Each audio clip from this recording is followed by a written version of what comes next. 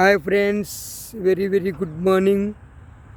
మరి అన్నదాతలకి మరి నా హృదయపూర్వక శుభాకాంక్షలు. మరి ఎక్కువగా రైతులు మరి పంటలకి వాడే రసాయన ఎరువుల్లో మరి యూరియా, మరి డిఏపి, మరి గుళికలు 20-20 ఇంకా కొన్ని రకాలు ఎక్కువగా వాడుతుంటారు.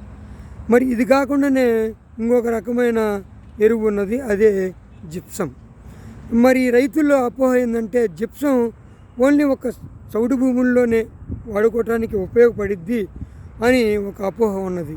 ఇది తప్పండి. మామూలు భూముల్లో కూడా వాడుకోవచ్చు. మరి ఈ ఎరువు, ఈ జిప్సాన్ని వాడటం వల్ల 2 లాభాలు ఉంటాయి.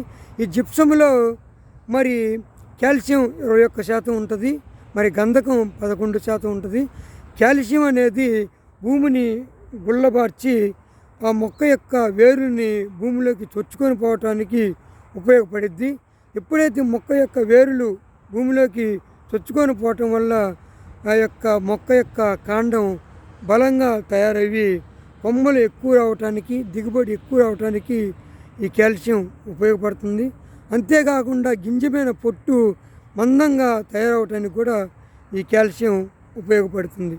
మరి గంధకం వచ్చేసరికి ఏవైతే మన యొక్క నూనె ఉత్పత్తి చేసే పంటలు, మరి సన్ఫ్లవరు పంట కానివ్వండి, మరి వేరుశెనగ కానివ్వండి, మరి సోయా బీన్స్ పంటలు కానివ్వండి, ఏవైనా మరి నూనెను ఉత్పత్తి చేసే పంట రకాలకి ఎక్కువగా ఆ యొక్క గింజలు మరి నూనెను ఉత్పత్తి నిల్వ చేసుకోవడానికి ఆస్కారంగా ఉపయోగపడుతుంది ఈ యొక్క గంధకం.